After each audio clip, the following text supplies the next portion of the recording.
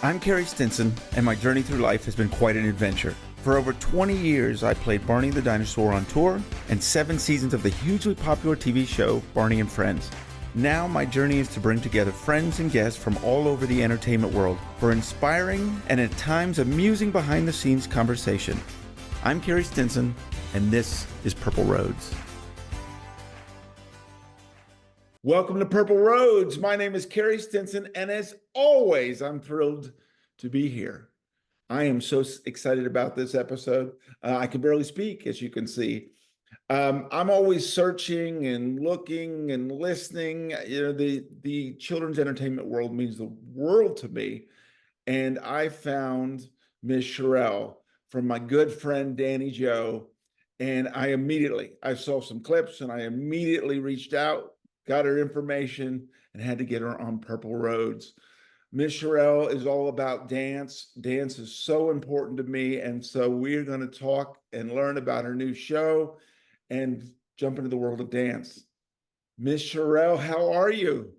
I'm doing so well, and I'm so happy to be here with you today. I am just as happy that you were here. I can't tell you. Um, I saw this actually on LinkedIn, is what I saw, the connection with Danny, and I immediately had to look you up and see what you were doing. And I immediately reached out to Danny and said, I need to have her on the show, because I believe dance is so important. It meant the world to me. It meant the world in my life because of my mother, who was a professional dancer. And I saw how she interacted with her students over the years. So I have so much to talk to you about, but let's start from the beginning. How did you get into the world of dance? Well, I started just like any other child. Their mother put them in dance class. And unlike a lot of people, unfortunately for them, I didn't stop. And I just kept going and going and going, even though I didn't know what I wanted to do with dance or, how I was going to make a living for myself. I just went all the way through from being a baby through college. And then when I finished college, I started teaching at a school in Brooklyn for little ones. I think it's called the Brooklyn Conservatory of the Arts. And I came in as the dance teacher for the younger ones. And shortly after that, I had my own little one and I took her to like preschool classes. And someone said to me, "Oh, you should teach the little ones." And I'm like, "Teach them what? They're 3 years old. Like, what am I going to be teaching these little ones?" I never led a class. Usually it'll be like 5 and up for like ballet technique stuff. And yeah, I did a class in the basement of a children's toy store and have not turned back since. Oh my gosh, I love it. I love it. So tell them a little bit about your history, um, where you grew up and all those aspects. Yeah. Okay. So my family immigrated to this country when I was about 2 or 3 years old, from Trinidad and Tobago. It's a small island in Caribbean, right off the coast of Venezuela. And we came to live in Brooklyn, New York. And so I lived there my entire life, well, until I was in college. And so my first dance school was, gosh, why it should not be slipping my mind. Oh, It's really bad. don't worry. I have all kinds of memory issues on this show. I try to tell myself it's because I live in the present moment, Right. I love that. I'm get going to really start using bad. that, by the way. Yeah, Dance Studio Harlem. There you go. Dance Studio Harlem, which is a very important school as far as the history of dance goes, for Black Americans especially. And then I went on to a smaller school called Dance for Joy, and I stayed there until I went to high school. And I went to the high school LaGuardia, Fiorella LaGuardia, the High School of Performing Arts, which is also the Fame School. So a lot of people know it from the Fame movie.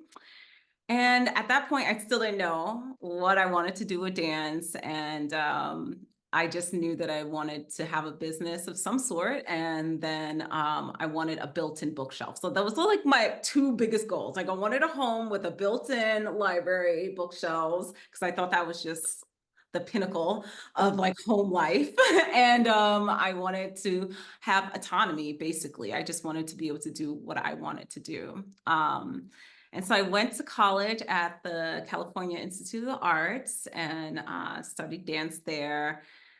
And when I left there, I went to teach. Oh, I went to teach in Santa Barbara.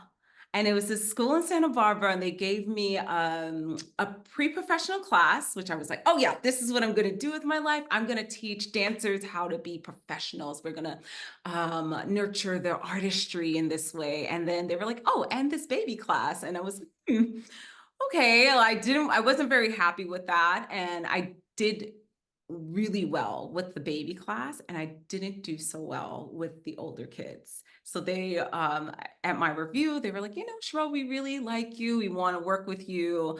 We're going to work with you in a few things with the older kids and, teaching and working with them.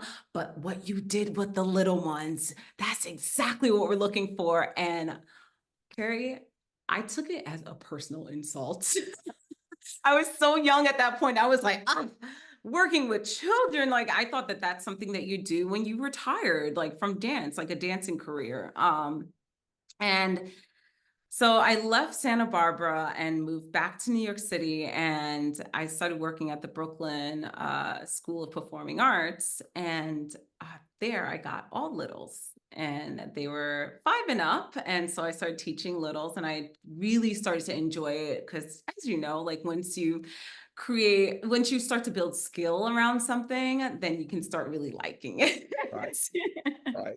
So that was like, it was really fun for me. And I shortly had my daughter after that and started taking her to some play learning schools. And one of the teachers suggested that I teach this 3 and under age. And I just couldn't wrap my mind around it. And I was just like, how do you teach 3 and under ballet? And so finally, I agreed to it, and I taught my first class in the basement of a children's Love toy that. store in Brooklyn, and I haven't stopped since. But I have to tell you, that class I actually bombed. There were about 20 kids in there, and when I left telling my sister was there, thank God. And I was like, I did horribly.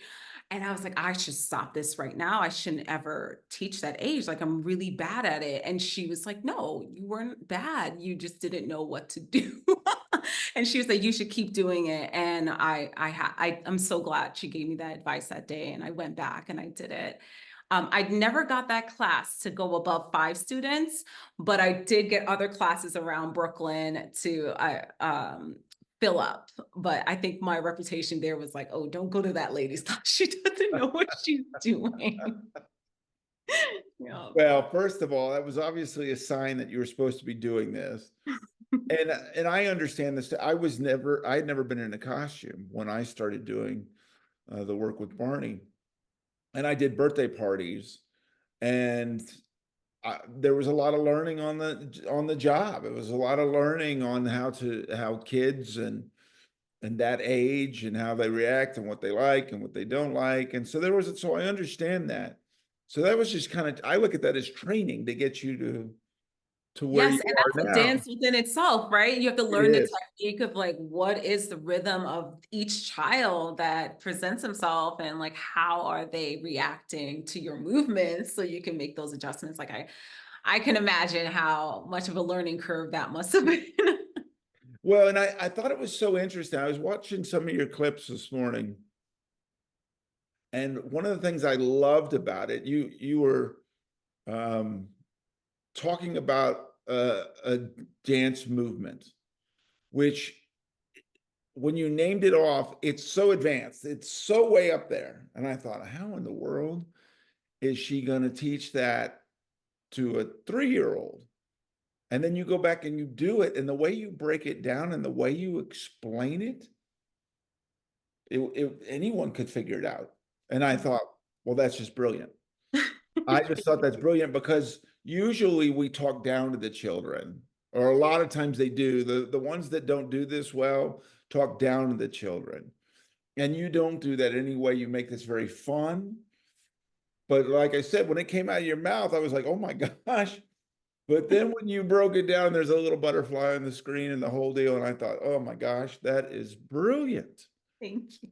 Thank you. That took a lot of learning and also training with early childhood developmental stages and like being cognizant of that all these things are happening for them, but they're taking it in and like what that looks like to different ages. I think my training that I did, I do a lot of classroom work also, where I work with Head Start teachers in creating arts informed lesson plans, where I teach them strategies that I use in movement for them to use in their classroom to incorporate the what is that called? Curriculum. Yeah.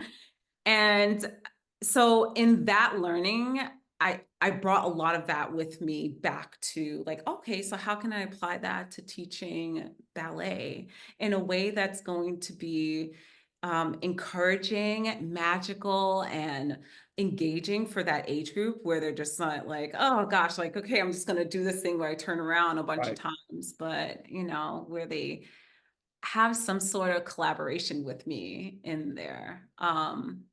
Yeah, so it's really interesting how much they can do if you know or have practice working with that age group in person. Well, and the importance, my mom, I was telling you that my mother did this later on. She taught little kids to dance. And my mom was a professional dancer. And she didn't, so she showed them all the movements. Like she never dumbed it down to the kids. But whatever they could do, she was encouraging. So in other words, some of them could do the whole thing and some of them could just turn around, but she applauded all of them for trying and helping them grow. And I think that's such an important part of this. And this is what I see that you do. Oh You my have this personality and you smile and you're encouraging and it's fun and you're showing them the big moves, but you're showing them that everyone can do it. If we break it down, if there's a way to teach it to you, they can do it. I just thought that was awesome. No, I think that's so important too, to like just meet them where they are. And I think a lot of if you're not intentional about that, like as a teacher or as a performer, then it can seem like you're just kind of talking at the child or like talking down to the child. Well, you're not like recognizing that they are this being that has thoughts and feelings and curiosities of their own. It's not this blank slate that you're just like, I'm just gonna like throw this paint on it and make it into what it should be in your mind. Yeah, I think, I really appreciate artists that do take the time when they're speaking to children to really recognize that they have this whole rich inner world that's happening and that they're not they understand they might not understand the abstract, but they're working in those pieces to like create the elements that we need to move on from concrete to abstract work. And it's just so important to respect that, that they're there and that they are these beings that are intelligent Well, emotionally. and you And can you can lose them if Mhm. it's too much at the beginning, because it's scary, right? Yes. It's scary to put yourself out there, and you don't know what you're doing, and you're below some of the others, but you may have a very talented person or someone that just has a passion that you would lose if you don't do that, if you don't open it up to everyone and say it's okay, just do your best, just get in here and try and learn. And I see that it's very welcoming environment what you're doing. Yeah, those levels and the way that kids engage and knowing that like there should be different access points for them. I think I really understood that at its fullest for myself um, when we went virtual. And then there were students that in person never danced. They did not want to do anything. They would just watch, which I completely and totally respect. I see it all the time. I the first thing to do is like tell the parents like it really is okay. It's okay that they don't do anything here with me in class and then they go home and they show you everything. Like it does not have to be performative. Um, and then, so I learned that watching the child that would do it virtually in their living room, like we'll be on Zoom like this, and I'll have all the kids up. They can't see each other. They're all watching me. And oh, you are like the whole personality just comes out. But when I see you in person, it's like, oh, she doesn't want to come near me, or he doesn't want to come near me. He's kind of just sitting. I had one child, there's like the whole, it was a 9-week session and would sit at the top of the stairs and watch. And after the maybe 5th week, um, the child turned to the parent and said, "You can go." And the parent just was like, okay, just got up, left. And that was it. From then on, they were ready, and I think it's so important to recognize that even if they never choose to join you in class in the way that you think that a child should be in class, that they are experiencing it in a way that feels really, really good to them. So, You bring such a great point, mm, because the parents are a huge part of this. And I love that, telling the parent it's okay. We all learn different. We all do things different, and allowing that. And I think if you allow the parent to do that, it just makes it so much easier, so much easier. And I love that too, that yeah, they may not start out, but maybe one day they do want to come to class, or maybe they do. And I think if you leave that door open, that's where you get all that. So I love you mentioning the parents, because that's usually a big part of this. it truly is. Yeah.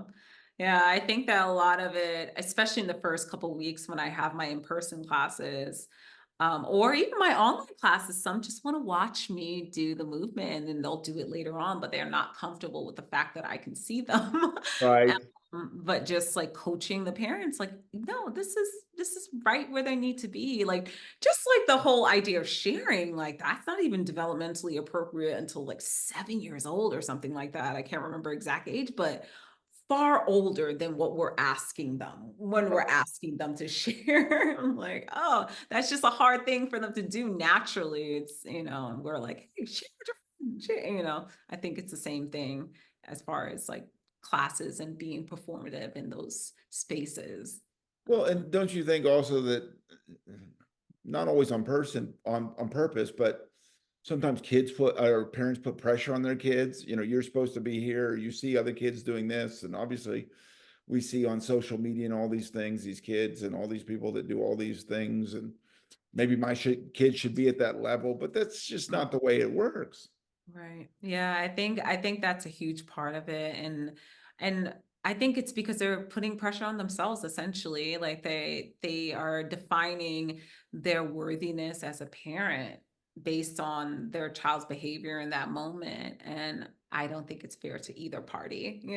So Well, I told you that I have a son that's in band, and the first couple years were kind of he chose band. He wanted to be in band, and it took him a moment to make friends and the social part, and to kind of find his way. And I think he didn't make some of the different levels that other kids were making, and I could tell it was frustrating.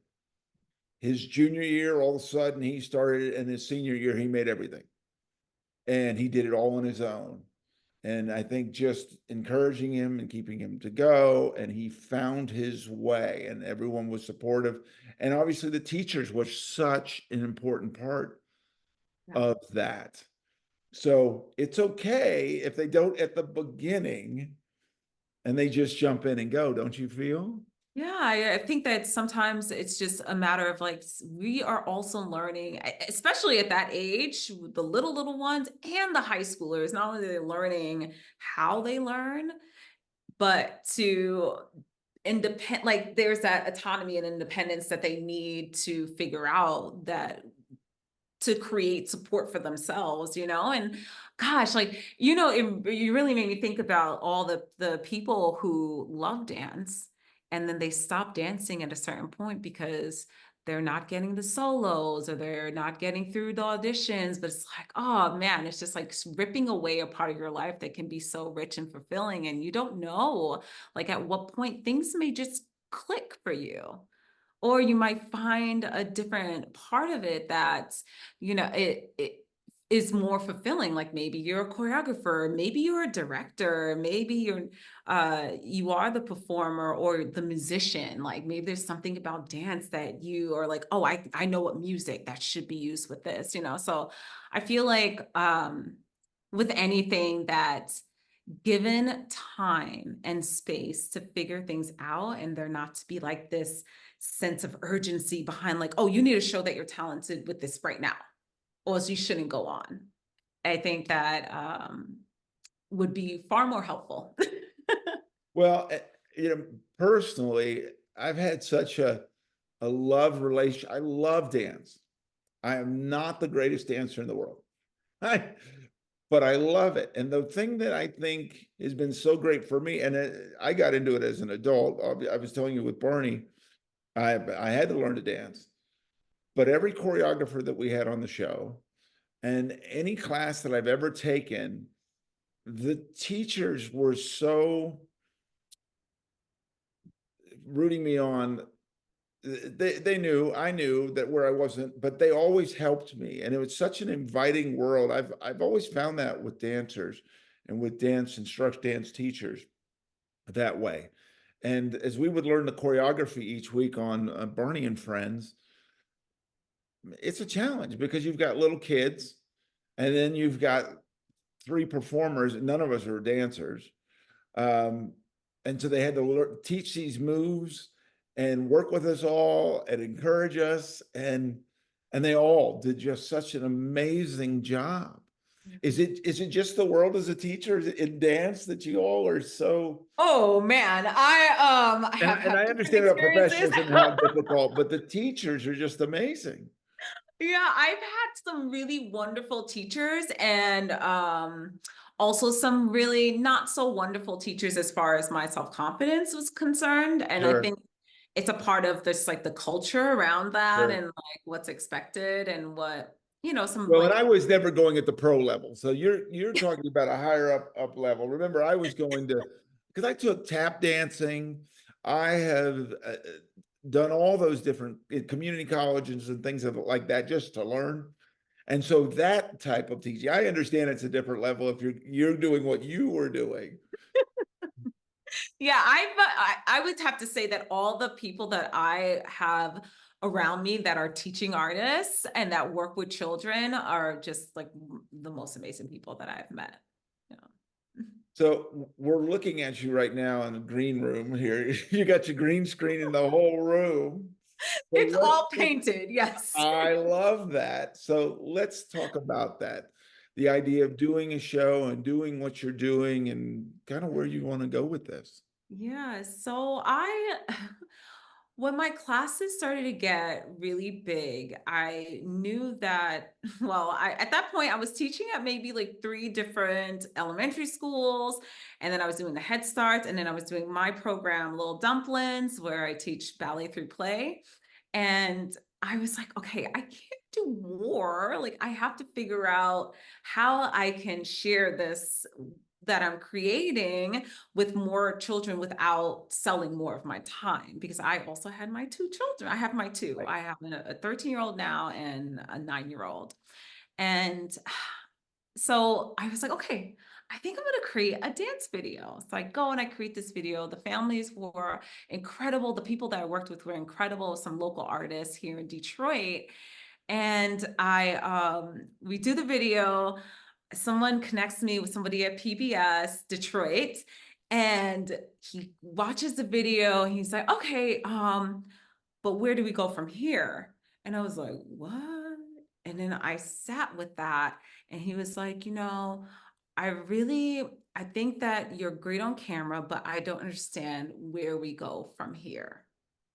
And that's when, when you start something, you have like a high level of confidence, Sure. but then a high level in incompetence. Right. So I feel like that's where I was, where I was like, oh, yeah, I'm gonna do this and it's just gonna like magically work. But I didn't know anything about film. I didn't know anything about children's media, not the technical side, I have to say. I knew from consuming it. But so then I sat with that and I was like, okay, sat with that for a year. And I was like, all right, well, how do I want to do this? Like, what does this even look like? And so in the reflection with myself on like what's important to me and like what has been my learning through ballet, and it turned out to be like emotional learning and figuring out how to put to words the things that you're feeling, because I feel like I really had a hard time accessing that and I didn't have the vocabulary to express myself. And I think that that also meant a lot to me because it was challenging for me as a dancer to access those feelings. Like I can do the steps, I could do the things, but like to convey feeling and to create connection was really hard for me until I started teaching little ones. And I remember the day because I was in the studio and I was like, oh, this feels like flying, was a thought in my head. And I was like, I never felt that way on stage doing contemporary dance or, working with other performing artists that do adult facing work. And yeah, so then I went back and I was like, all right, so if I'm teaching this ballet step, how can I couple it with an emotion? And like, how can we break it down so that a child can understand? And like, how can I make it into like a little dance story? So that's all like Sure. still a work in progress. And that's how I got here. So this is my living room. I live in a duplex and we live upstairs. And in the downstairs living room area is where I created my studio. And yeah, so I've just been playing around with video work and like figuring out how to bridge the two worlds that I am in, which is being a dance teacher, a ballet dance teacher for littles, a teaching artist that works with these preschool teachers, and then also an artist myself that's creating camera work. So I love it. First of all, if you saw the big smile on my face, so my wife is a widow and she is from Detroit. My kids are from Detroit. And so Michigan and Detroit is in this house in my blood. So she would be so proud right there. Um, but what I think is so important, if you look at this industry, and I've always talked about this, I think it's more important that you have the teachers that are learning video than taking actors and trying to teach them how to teach dance or teach whatever it may be. And I see that's where the authenticity comes in. That's what Mr. Rogers was done in Pennsylvania and Pittsburgh. Barney was obviously here in Texas. We didn't know all that stuff, but they were teachers and they understood what they were doing. They understood kids. They had to learn all that stuff. Barney changed several times. The set was so basic. It all changed, but the heart and what they created from the beginning never changed. Right. And that's where that turned around. And Mr. Rogers did it. And you can see all that. So I would rather have that. And I love that we now have the abilities, right? We have YouTube, we have social media. You can paint your room and just do it, right? Yes. But what you're teaching, well, you're trained at this. We're working with kids and all of that, and you have the heart, obviously. So that's the most important thing. You learning the video stuff, Danny's doing the same thing. He's just amazing what he does, and he's in his basement. Yes. So, I love that. And I have no doubt you're going to figure out the other. But like I said, I didn't know all this beforehand. And what I saw immediately, I was in. I was like, oh my gosh, kids are going to love this. So just keep going. Thank you. Yes, it's been a journey. And you can imagine what kind of journey I've been on with this, and Sure. like and feeling that pressure too. Like I think something that Danny really has encouraged and is helping me to like put in perspective is that the work doesn't need to be rushed. The work doesn't need to feed to the algorithm, which I think that a lot of us can feel that pressure, because you're like, oh, I need to feed this machine. But when I go to my classes, I'm going to have in-person classes coming up, and in 2 weeks, starting again here.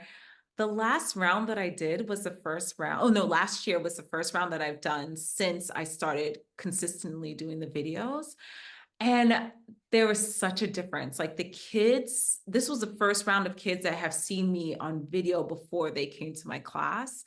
And I was really amazed by the way that like the music was clicking in their mind, and they were like, I know you already. And I was like, oh, how do you know that I like to dance? And she's like, one girl goes, I've seen you say it in your videos. And I was like, oh my God. And yeah, I think just remembering that there are real people, there are real important people that are going to be on the other side of the screen, and to not rush this work because there are, these bigger, massive machines that can create content Right. uh, so quickly and like overtake, like it's like you're trying to ride a Sure. tidal wave or something. And but when I have those experiences with the little ones in person, and I see that they have seen what I do, and that means something to them, and then I get to see them in person, it brings it all full circle to like to keep going with this work. Well, and you can see it. That mass produced stuff, you can tell it. Mm. And what I always say is, and Danny and I have talked about this, people just scrolling, Yeah. right? But how do you get them to stop? Mm. How do you get them to, and I think it's exactly what you're doing. Mm. It like I said, I knew nothing. Danny didn't tell me about you. I was just looking at something and you popped in, and I mean immediately I had to get you on the phone. Thank you. I Immediately I appreciate called him. But that's the whole point, and that's why he is so right, because you don't know who's watching. And so I agree 100%. It's more important to put out quality content, it. Mhm. right, instead of quantity, and just put it out, and it looks, and you go, oh, okay, I've seen that. I've seen that. And people won't stay on Mhm. that. They'll watch it for 30 seconds and then they move to the next thing. Mhm. But it was obvious very quickly how much you love what you were doing, how important it is, and what you've done with this. Because like I said, I watch these all the time. Um, People that work with kids, but a lot of times, like, oh, they're not gonna react to that. Mhm. But the point, that I really stuck to me, was when you were teaching movement, when it came out of your mouth, I was like, oh my God, that's so advanced. But then I haven't seen this done. And then all of a sudden you broke it in about four different pieces. And like I said, there was a butterfly there and all that. And I thought, oh my God, that's brilliant. I have a great Brilliant. time. I have a great time. And I think teaching the kids and like having that experience with them really informs like how, because I'm watching them in real time, like, Sure. oh, this is how you see this step. Or, huh, that's interesting that the way that I demonstrated it, this is how you saw it, and this is how the other students saw it. And it's like all these different variations of the same step, right? And so I get the honor of then being able to take that information and create something that I hope will, reach so many more kids, and that they can like have the pleasure of dancing at home and like really exploring ballet and their emotions in that way. I I really adore like being able to do this work and to create. So let's talk from your perspective, the importance of dance. Mhm. Not becoming a professional dancer, but just having dance in your life. Why is it so important? Gosh, I think number one, just trusting your body. I think that it is really scary for people, like, especially if you're asking an adult, like, hey, stand up and just wiggle with me. It's like all of a sudden they're like, oh, how can I do that? And I think it's just being one with your body. Like, it is a full intelligent thing. Your brain runs through the whole thing. And I think that just being healthy, like knowing that, like, hey, I just need to move. Like I'm feeling something in my body and being able to acknowledge, like, this is the emotion I'm feeling. I'm feeling angry and I'm tight. And if I feel happy, I feel like bigger and like looser and like I move in these bigger ways. And so like how can I get from my body from this to that, And I think Mhm. just all around intelligence, like being able to tap into what it feels like to feel and to be human. Um, and then go a little further on that when we're talking about ballet. Oh gosh, I so for me with ballet, like I love technique. And I think it was a safety thing for me. So I loved ballet because I knew exactly what was expected of me. I knew that there was a right and a wrong way to do the step. And I think that that feels safe. Like there's some students that they love doing the steps. And then when I say, and then do something that you want to do, like improvise, then they move to the back of the room and they just stand and wait for that time to be over. And I think that with ballet, it gives you both worlds, like where there's like, okay, like here are the parameters, here are where the boundaries lie. And I mean, it's just such a beautiful skill. And it's such a beautiful art form that has like spread throughout the entire world. And, I think it's a great skill for discipline too, on top of that. Oh, absolutely. All right. So now you open this up for me. How do you help them or how do you teach them when you say improvise? Like, how do you Oh, help someone that goes, I don't know what in the world to do? Or yeah. how do you get them from the back of the room, to come in here and feel Yeah. safe? So sometimes like I'll just let them stand. And if they never move, like after maybe 2, 3 weeks, if they're not engaging in that improvisation time or that dance the way you like time, um, I'll then say, hey, can you dance and I can follow all your dance moves and we'll dance it together. And I was like, I'll follow everything that you do. And then that's how we start with that idea that you can move your body in any way and nothing's wrong. And I'm here to like, it's almost like a co-regulation of that nervous energy. Yeah. Yeah, because it's got to be scary, right? Mhm. Especially to put yourself out there and Yes. for them, for other kids. Mhm. Yeah. Yeah.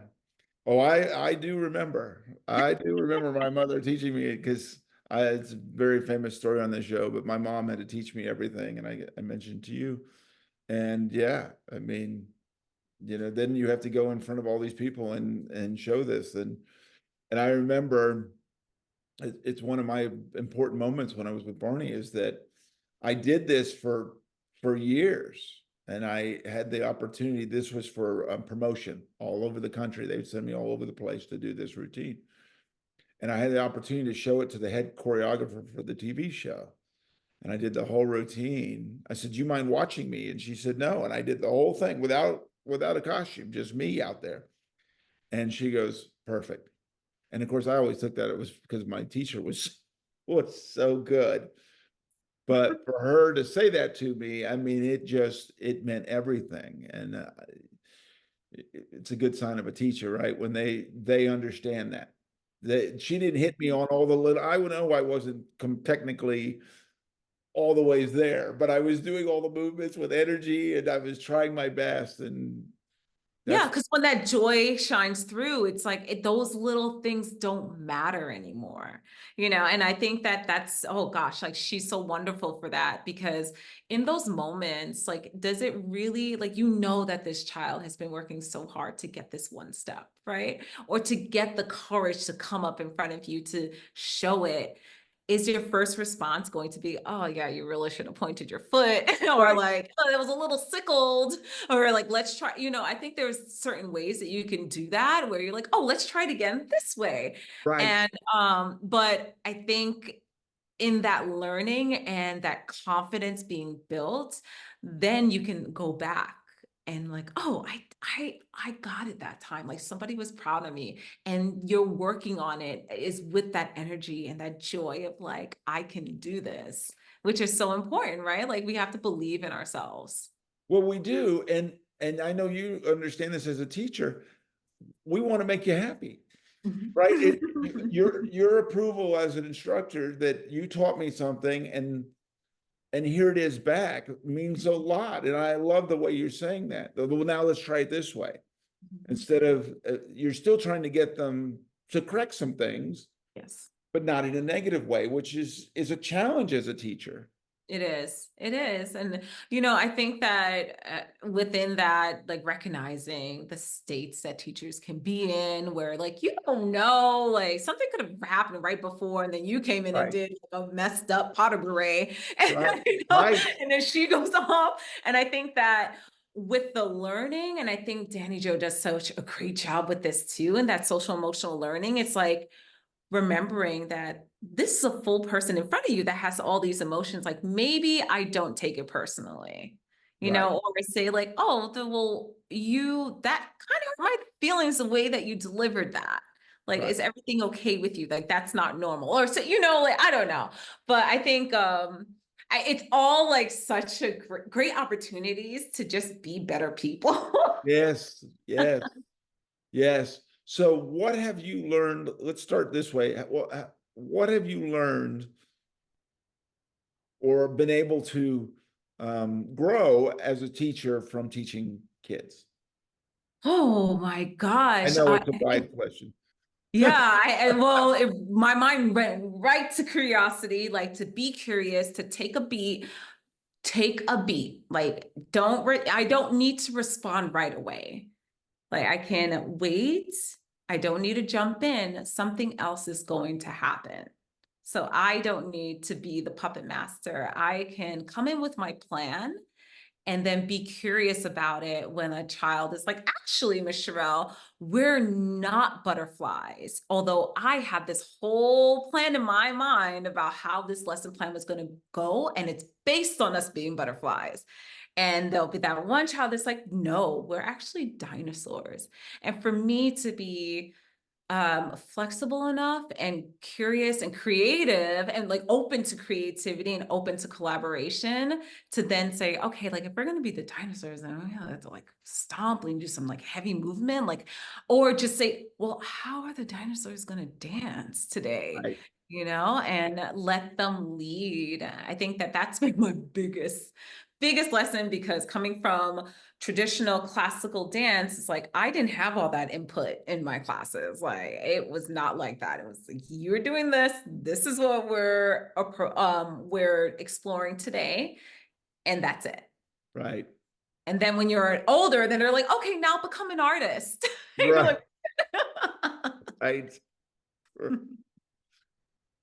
Also, talk about, because working with kids, there's such a wide range, right? yes. You have we did each episode, we would have our kids on the set, and you've got some that are quiet, and then you've got some that are loud, and working with all of those different personalities in one class. Mhm.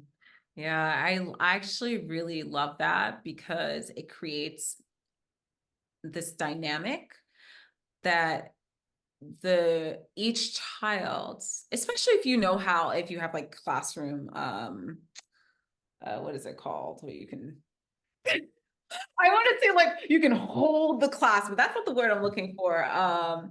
Anyway, I think that it creates this dynamic where each child is then given the opportunity to see that this other person, hold on, like if sorry, my mind got really I got mixed you. up there because I went to an example.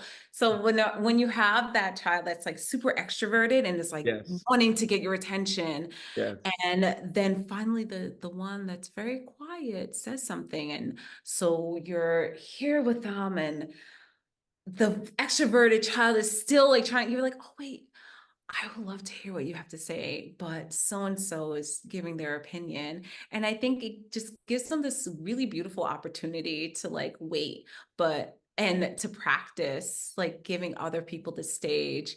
Um, and for a teacher, I think that that was a big learning to me also, where I had to learn about these different types of children and the way that they approached their work and their play and their emotions, and how can I create space? How can I hold space for each and every one of those personalities where they're all feeling seen? And I think that that's like something that the vibe of Barney and LeVar Burton, I loved, because I felt like it was,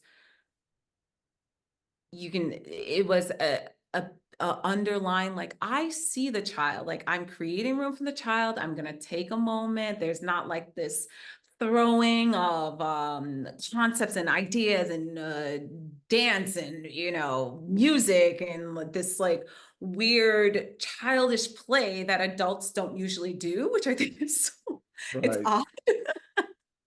odd within the children's performance world. Yeah, so I think that that's what it taught me, like what children, how they respond to each other and like build relationships in that way when they have to be in a diverse group of learners. Yeah. Yeah. And I want to go also, how, when you in ballet, you're Mhm. taking some of these terminologies, it's kind of what I was mentioning beforehand, some of these steps or these techniques or these movements that when you hear them, you're like, what? How am I going to do a what? How did you take those and break them down into teaching them for kids where they're so intimidating from the terminology? And when you first see the step, you're like, there's no way I'm going to be able to do that. But you break them down and make them where you go, oh, I can do that. So Mhm. explain how you've done that. Mhm. Oh, I love this teaching the step parasha and There it is. yeah. And There it's the it is. cat step. It's the cat step. And although in my mind, I don't think about the parasha when I see it as a cat step, it's kind of like, it looks like this, Sure. but the cats are like that. Right. Um, and so what I do is, the first thing I do is say, I have the kids, this is in person. I'll say Padishah, and they'll like repeat the word. I'll say it again, Padishah. They say Padishah, and I say it really loud, and they'll say it really loud. I'm like, say it really quiet. And they'll say it really quiet. And then I'll say, now say up, down. And I'll say up, down. And then we'll go into like the actual step. I'll stand in first position, and then I'll go up, down. And that's the Padishah step. Yeah. So I know, but you make it so fun. And so you take away all the pressure and all the fear, I think, by doing it that way, which I love. Mhm. Yeah, it's really fun. It can, I think I just imagined what would I have wanted if I can go back and reimagine a way to learn ballet. And I created that opportunity for myself to teach it in that way and then relearn it also myself and relearn a lot of emotional things for myself. And like, okay, like how does that show up? How can I express that, and like can that be expressed in dance? Like how do you dance in that way? And so it's been pretty cool. Well, and there's another part that it always stuck with me, that when my mother taught me the routine, she explained that one of the important parts, and this is what you were saying about technique, is so that I didn't hurt myself, Mhm. right? Because I Absolutely. was doing some things that if I didn't do it right, I could hurt myself. The way I landed, the way I jumped, the way I did all of that. And that when she explained it that way, I was like, oh, okay. She goes, yeah, you're doing this, but if you land wrong, if you do this or you do that, and that was such an important part. So talk about that aspect of the importance of technique. Yes, absolutely. I think that that's so important to instill and to like clearly communicate with the kids. And that is more for my well, you know what? The babies in the pre-ballet, they tend, if you go like, okay, we're gonna go up on our toes to do bourrée, they go all the way up on their toes and they start doing bourrées. I'm like, oh, let's all sit down and we'll talk about like, did you know that when you see ballerinas doing that, they wear special shoes? And then I have the shoe and I pull out the shoe and I'm like, this is what it looks like. And I bang it on the floor and I'm like, look how hard that is. I was like, it's actually protecting their toes, you know? So for the little ones, it's more of that where you're like, Sure. okay, you can't go prancing around at the top of your Sure. toes. You can break your foot. I don't say that, but But that, even with like spinning, right? You can make yourself dizzy if oh you yeah. just keep going. It's Yes, yes, circle. it's the spotting. And so I think what's really beautiful about the age group that I teach is that they'll do it and then we're like, oh, did you know that? Watch me do. I'll say, like, watch me do it. And like, did you notice how my head was spotting? Like it kept on like flipping around and I'll slow it down. I'll show them how I did it. I'm like, that's how I don't get dizzy. So when we're practicing our turns, really practice your, you know, your spotting. And so, yeah, I think that like when the opportunity presents itself for the little ones in the pre-ballet, that's when I take the opportunity to talk about technique, but I'm not focusing on technique for them. For Well, them, sure. But you what I meant really was kind of the basic tech, just not yes. breaking your just exactly like you said, not getting Mhm. too high on your toes or not making Yeah. yourself dizzy going in all those circles. Yes, absolutely. And for my beginners ballet, that's when it starts to be okay. Sure, Like you can't, you know, like you can't stand like this and you're for like they force their little first positions sure. and so like, you know, that makes their knees out of whack. They can't stand in first position because it's so forced out wide that they don't have balance. And so it's like that's when we start talking about, okay, this is your first position and like you need to rotate from your these are your hips and this is how you get a bigger first position. And every time that you do it, you're going to open it up a little bit more and you're going to get stronger and stronger. And so I think that's the way that I do it.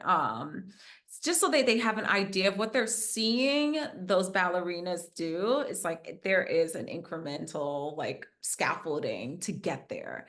And so that they're working towards it, but not at the detriment of their own bodies. Sure. Well, exactly. Yeah. Exactly. So I want to kind of finish up with where are we going with this? Where are we going with the videos and the YouTube channel and what's your plans with it? Yeah. So, oh gosh. So I am like actually striving to deepen my understanding of technology and how I can use technology to teach and to deepen my relationship with the art of video and dance and like what does that mean as a performer for myself. And so I would love to have a my dream. I'll tell you my dream. I love it. Two sides. My dream is to have a spin-off show where it's like the Wild Kratz Brothers, where Miss Shirel and her little dumplings, we go to different countries and we visit like and we see the way that each like city or town like have their specific dances, Right. but the little dumplings parents are trouble. So like one is like wants to like take the culture of their clothes or something. So like we're always like, oh, that's not, you know, appropriate. Or the other is just like trying to open up a dance studio, like just kind of taking the movements, stuff like that. So wild Wild Kratts meets Miss Shirel and her Right. little friends. Love it. And yes, and the second dream, which I'm gonna start working towards this year, is creating a immersive concert series where I build out a set and like lighting design where we go on these adventures together through dance and storytelling, and the kids are able to uh, collaborate with the either the live actors or some sort of motion capturing uh, play with characters. And yeah, so I would love to do that. I love it. I love it. Danny would probably say this. It can't happen if you don't put it out in the universe and you just see it. And I got to record it. Yeah, so now I'm gonna have to really put in the That's work. right, So because next time I'm I going to talk to take you, I this want and to be put able to this out tell you all where over I'm the at. place. Yeah, so just get ready. You're doing Yeah. right. I always say be ready for opportunity, and we're now going to throw that out there. Yes. I can't tell you how much I've enjoyed this and talking to you, and love what you're doing. And please just keep going. Well, thank you. This was a lot of fun. And I am actually, I told my sister, I was like, Renee, you wouldn't believe, because she used to be obsessed with Barney and Friends. And I was like, you would not believe who I'm going to be speaking to. And she was just like, beyond, like, beside herself with excitement, and so am I. And this is just like such a dream come true, like a dream that I didn't even know I had. So Well, I appreciate it. It's so funny. I've told my wife, because Detroit meant a lot in the Barney world. I performed there a lot.